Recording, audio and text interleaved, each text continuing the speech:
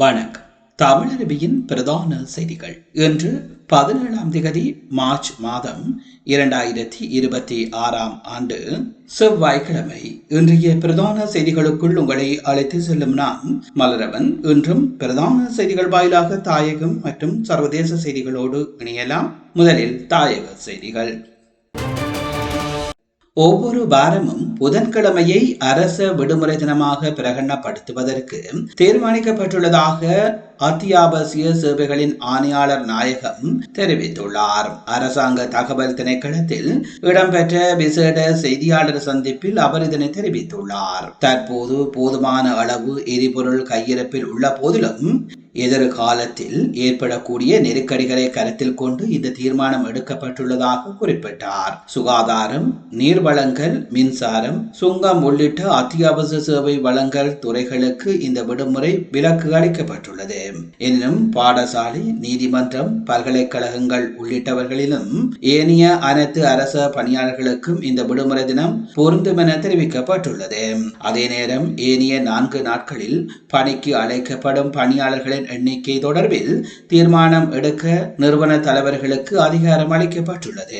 அரசாங்கத்தினால் ஏற்பாடு செய்யப்படும் நிகழ்வுகளையும் தற்காலிகமாக நிறுத்துவதற்கு தீர்மானிக்கப்பட்டுள்ளது. இந்த தீர்மானத்தை பின்பற்றுவது தொடர்பில் தனியார் துறையினரும் அவதானம் செலுத்துமாறு பரிந்துரைகளும் முன்வைக்கப்பட்டுள்ளதாக அவர் குறிப்பிட்டுள்ளார். இதேவேளை சுற்றுலா, விவசாயம், சுகாதாரம் மற்றும் பெருந்தோட்ட துறைகளுக்கு எரிபொருள்களுக்கு தேவையான பணத்தின் அளவு மதிப்பிடப்பட்டு அதற்கு ஏற்ப கூடுதல் எரிபொருள் ஒதுக்கீடுகள் வழங்கப்படுவதாக தெரிவிக்கப்பட்டுள்ளது. மத்திய கிழக்கில் தீவிரமடைந்து வரும் போர் சூழல் காரணமாக இலங்கை மீண்டும் ஒரு பாரிய பொருளாதார மற்றும் எரிசக்தி நெருக்கடியை சந்திக்க நேரிடும் என நாமல் ராஜபக்ச எச்சரிக்கை விடுத்துள்ளார். தமது எக்ஸ் தளத்தில் இதனை குறிப்பிட்டுள்ள அவர், தற்போதைய அரசாங்கம் இந்த நிலைமையை சரியாக கையாள தவறினால் அதன் சுமை நாட்டு மக்கள் மீது சுமத்தப்படும் எனவும் சுட்டிக்காட்டியுள்ளார்.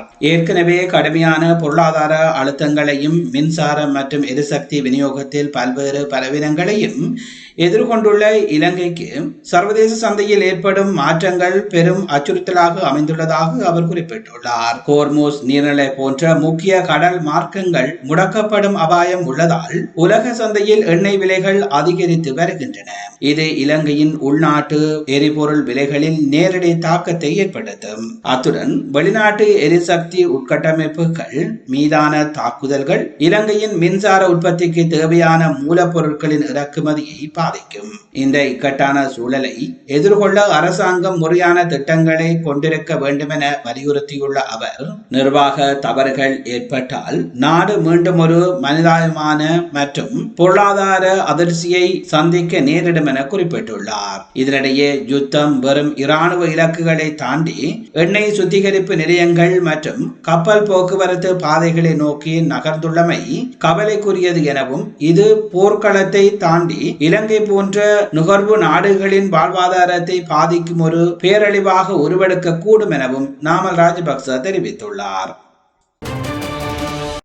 நாட்டில் நிலவும் எரிபொருள் நெருக்கடியை கருத்தில் கொண்டு நீதிமன்ற நடவடிக்கைகளை முடிந்தவரை இணைய வழி தளங்கள் ஊடாக முன்னெடுக்குமாறு நீதி சேவை ஆணைக்குழு நீதிவான்களுக்கு பணிப்புரை விடுத்துள்ளது. நீதி சேவை ஆணைக்குழுவினால் இதற்காக விசேட சுற்று நிருபம் வெளியிடப்பட்டுள்ளது. சிறைச்சாலையில் உள்ள கைதிகளின் விளக்கமறியல் காலத்தை நீடிக்கும் போது அவர்களை நேரடியாக நீதிமன்றத்திற்கு அழைத்து வருவதை தவிர்த்து இணைய வழி காணொலி தொழில்நுட்பத்தை பயன்படுத்துவதற்கு முன்னுரிமை அளிக்க வேண்டும் என அதில் குறிப்பிடப்பட்டுள்ளது. வழக்கமான சூழலில் அனைத்து வழக்குகளும் நீதிமன்றத்தின் நேரடி விசாரணைகளுக்கு எடுத்துக் கொள்ளப்பட வேண்டும். எனினும் தற்போதைய அசாதாரண சூழலில் எரிபொருள் நெருக்கடியால் நீதிமன்றத்திற்கு சமூகமளிக்க முடியாத தரப்பினர் குறித்து நீதிவான்கள் கரிசனை காட்ட வேண்டும். தொலைதூர பகுதிகளில் இருந்து வரும் சட்டத்தரணிகள், வழக்கறிஞர்கள், சந்தேக நபர்கள், சாட்சியாளர்கள் மற்றும் எதிர் தரப்பினர் எரிபொருள் விநியோக கட்டுப்பாடு கட்டுப்பாடுகளால் நீதிமன்றத்திற்கு வருவதில் பெரும் சிரமங்களை எதிர்கொள்ளக்கூடும் என்பதை ஆணைக்குழு சுட்டிக்காட்டியுள்ளது. ஒவ்வொரு வழக்கின் தன்மையையும் சம்பந்தப்பட்ட தரப்பினரின் நடைமுறை சிக்கல்களையும் தனித்தனியாக ஆராய்ந்து எரிபொருள் நெருக்கடியால் எவருக்கும் பாதிப்பு ஏற்படாத வகையில் நீதிவான்கள் தீர்மானங்கள் எடுக்க வேண்டும் என அறிவுறுத்தப்பட்டுள்ளது. இந்த சுற்று நிருபம் அனைத்து மேல் நீதிமன்ற நீதிபதிகள், ஏனைய நீதிமன்ற உத்தியோகத்தர்கள் மற்றும் தொழிலாளர் நீதிமன்ற தலைவர்களுக்கு அனுப்பி வைக்கப்பட்டுள்ளதாகவும் தெரிவிக்கப்படுகின்றது. கட்டுநாயக்கா மற்றும் துபாய்க்கு இடையிலான வானூர்தி சேவைகளில் மாற்றங்கள் செய்யப்பட்டுள்ளதாக ஸ்ரீலங்கா ஏர்லைன்ஸ் நிறுவனம் உத்தியோகபூர்வமாக அறிவித்துள்ளது. அதன்படி எதிர்வரும் 17, 18, 21 மற்றும் 24 ஆகிய தேதிகளில் கொழும்பிலிருந்து துபாய் நோக்கி பயணிக்கும் UL 231 விமானமும் துபாயிலிருந்து கொழும்பு திரும்பும் UL 232 விமானமும் ரத்து செய்யப்பட்டுள்ளது. இந்த விமான ரத்துக்களால் பாதிக்கப்பட்டுள்ள பயணிகள் மேலதிக உதவிகள் மற்றும் தகவல்களுக்கு ஸ்ரீலங்கா ஏர்லைன்ஸ் நிறுவனத்தின் உலகளவிய தொடர்பு மையத்தை தொடர்பு கொள்ளவும் அறிவுறுத்தப்பட்டுள்ளது. அதே நேரம் பயணிகள் தமது பயண முகவர்களையோ அல்லது அருகே உள்ள ஸ்ரீலங்கா ஏர்லைன்ஸ் அலுவலகத்தையோ அணுகுமாறும் கேட்டுக் கொள்ளப்படுகின்றார்கள். பயணிகள் தங்களது பயணங்களை திட்டமிடும் முன்னர் நிறுவனத்தின் உத்தியோகபூர்வ இணையதளம் மற்றும் சமூக வலைதள பக்கங்கள் ஊடாக விமானங்களின் தற்போதைய நிலை குறித்து ஆராயுமாறும் அறிவுறுத்தப்பட்டுள்ளமை இங்கே குறிப்பிடத்தக்கது. தற்போது நிலவும் உலகளவிய எரிபொருள் நெருக்கடியை கருத்தில் கொண்டு பொதுமக்கள் தங்களின் தினசரி எரிபொருள் பயன்பாட்டை திட்டமிட்டு சிக்கனமாக மேற்கொண்டால் அரசாங்கம் அறிமுகப்படுத்தியுள்ள QR முறைமை போன்ற கட்டுப்பாடுகள் அவசியமற்றதாகிவிடும் என கைத்தொழில் மற்றும் தொழில் முனைவோர் அபிவிருத்தி பிரதி அமைச்சர் சதுரங்க அபயசிங்க தெரிவித்துள்ளார். இந்த எரிபொருள் தட்டுப்பாடு இலங்கைக்கு மட்டும் உரித்தானது அல்ல, இது ஒட்டுமொத்த உலகையும் பாதித்துள்ள ஒரு சவாலாகும்.